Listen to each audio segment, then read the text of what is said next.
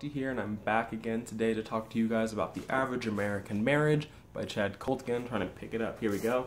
I talked about this in my July wrap-up, but I just wanted to do a separate standalone video, hopefully able to talk more about my thoughts on the book in more of a just review fashion.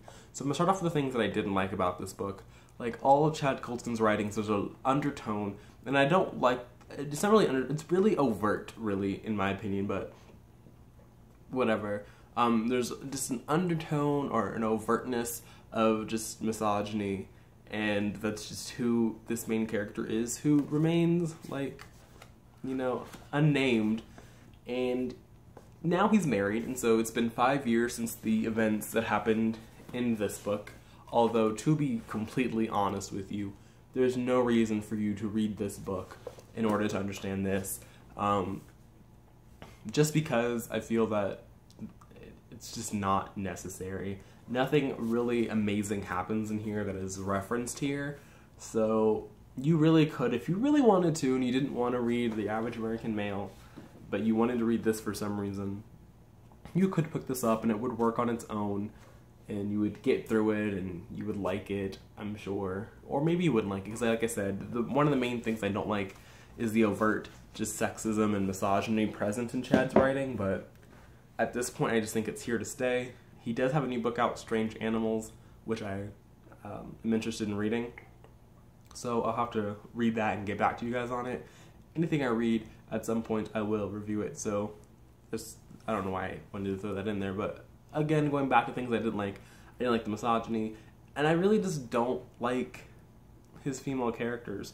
And I just feel it's because they're just so underwritten, and it's just because it's written in the first person, so you get to know these people the way that the main character sees people. And so you never really get this fully formed image of who they are, because to our main character, women are just like sex objects, and so every woman in the story just becomes the subject of a sexual fantasy, or this hyper-sexualized person who isn't a person because they're just hyper-sexualized. And maybe that's Chad's, commentary on just the nature of people, because, it's called The Average American Male, and so it's just like his, I guess it might be, in the way he sees it, is him commentating, his commentary on the over-sexualization of women in society. And that's a pretty valid argument, but it's not one that I buy, because literally every female character he's ever written is just a sexual object to the main male protagonist. And I feel like The Lie illustrates that the best, but again, this could all just be Chad's way of writing, this showing people and men how sexualized women have become. I don't know. Again, it bothered me to read about, but at the end of the day, I did enjoy it. I enjoyed this one more than the first one for one character, Andy, who is the main character's son. And I felt that the scenes with Andy grounded the character, and Andy having the son, he also had a daughter, but the daughter was like an infant, and so she couldn't really do anything. I think Andy was like 4 maybe, or somewhere around there. He's like a toddler age.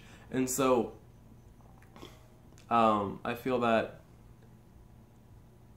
because the son was there, it grounded our main character. It made him a lot more human, a lot more relatable, and I just really enjoyed having him in the story. So that's what I thought about this. I'll leave a link to my reviews of The Average American Male and my July wrap-up, so you can get my quick thoughts there, and hopefully you enjoyed this and found it informative. So I'll see you again soon with another review.